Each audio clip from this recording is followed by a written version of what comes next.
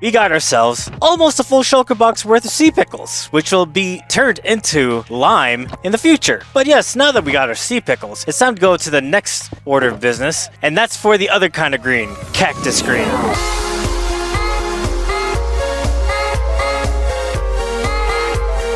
What up, my roomies, and welcome back to the technical guide to Minecraft. And today we're going to be talking about cactus green, which you can get by smelting cactus. But there's an interesting thing about cactus green in that it's one of the best ways to create an EXP bank. Because as some of you may know, when you smelt something, the furnace itself holds on to EXP. And when you pull it out, you get all the EXP that it has accumulated from all the items that you have smelted. Cactus in particular has a unique property that's unlike any other smeltable item in the game. And to understand this, welcome to KiguCorp, where safety is a concern. So in front of us, we got ourselves two furnaces. And the reason why we want to do so is because I want to show that depending on the item will dictate how much EXP each of the furnaces will hold. See, while each of these are a single block that's going to be smelted, the value of which of EXP that's going to be stored inside the furnace is going to be drastically different from one another. So experience down to 0. If you were to pick up the stone, you can see that it doesn't actually add anything to us. But if you were to pick up this green dye, and as a result, you could see that just by smelting cactus, you can create a bank of EXP of sorts. But here's the thing, a furnace can only hold 64 items at any given moment, so you can only get 64 cactus greens or green dye at a single time, which isn't a lot. But what if we could bypass that limiter? By putting in a hopper beneath the furnace, we could then have the cactus green or the green dye get sucked from the furnace and place it to the chest, thereby bypassing the 64 items of smelt items that a furnace can hold. But the problem is that even though we could bypass that number, we're not going to be able to get the item out in order to get all the experience that's stored inside the furnace. Because every time it finishes smelting, without a way for us to grab it, that means we can't get the experience. So how are we going to bypass this? Well, simply by locking the hopper. A couple episodes ago, when we were talking about the storage system, we talked about locking hoppers. And because a furnace is a full block, we could then lock the hopper by turning on the switch on the furnace themselves. And by doing so, when the cactus finishes smelting and creates a cactus green or a green dye, it'll stay within the furnace. And if we don't want this to be held in the furnace, all we gotta do is turn the lever off, and the hopper will then unlock and pull out all the contents from the furnace and put it in the chest itself. So if we were to lock this up and then grab this, then as you can see,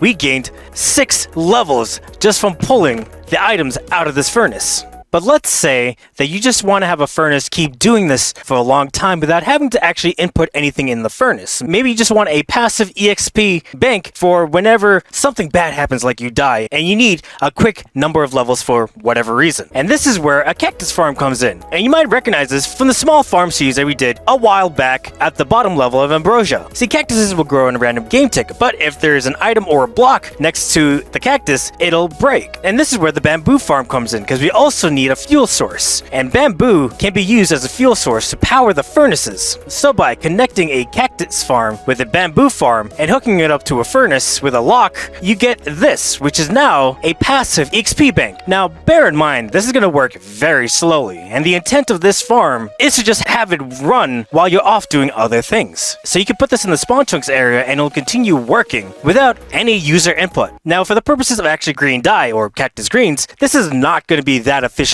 for you. But when you're trying to make an EXP bank, this might be a solution for just like an emergency EXP bank that you might need if you die or you just need a quick boost in EXP. And this has been running for quite a long time. So if we were to just lock this, and if we were to pull this out, we just raised ourselves a full level. And bear in mind, this is only with 1 cactus and 1 bamboo farm. Now bear in mind, you might need more bamboo in the back to fuel the amount of cactus that needs to be smelted. But for all intents and purposes, this is all that you need in order to make an EXP bank for your world. If you want to play around with this, it's going to be a schematic and a world download in the description below. And with that in mind, let's head back to the technical guide world and get to it. Quick interruption. I noticed that only 12% of you are actually subscribed to this channel.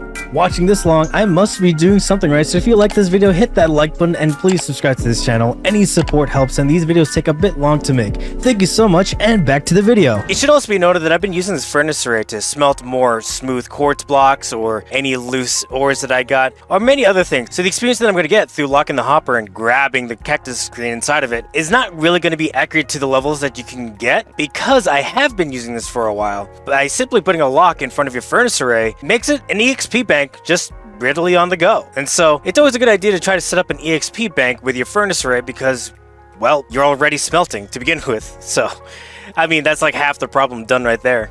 So first things first, we're going to have to remodel the bottom side of this in order to make these furnaces lockable. So we're going to take care of that real quick.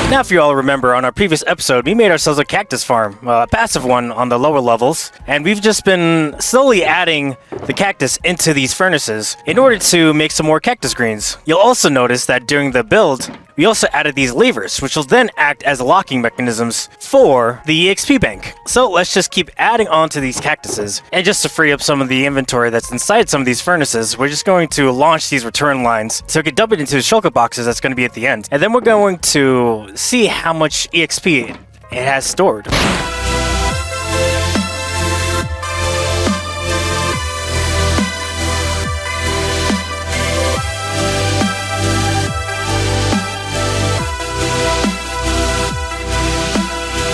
I think we've smelted enough of these cactus greens. Let's take a look. Yeah, we've done at least like 4 shulker boxes per each large chest. So that's going to be 8 shulker boxes worth on each side. But for the sake of experimentation, we're going to lock this one up so that the cactus greens can't actually go down the hopper. So as soon as this finishes up, even though there's a hopper underneath it, the hopper is right now locked, which means that we can grab this. And if you look at the bottom, we're at 2016 at about this line. So once we grab this, boom.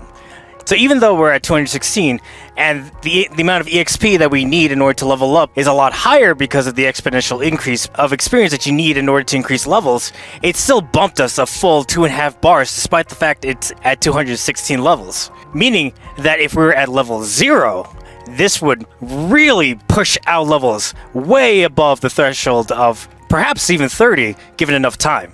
And so now that we have an EXP bank / cactus greens, it's time to go tackle the next dye that we're going to go grab. And this one we can't really make by combining colors. This one we're going to have to get by growing a plant. And this plant is the cocoa bean.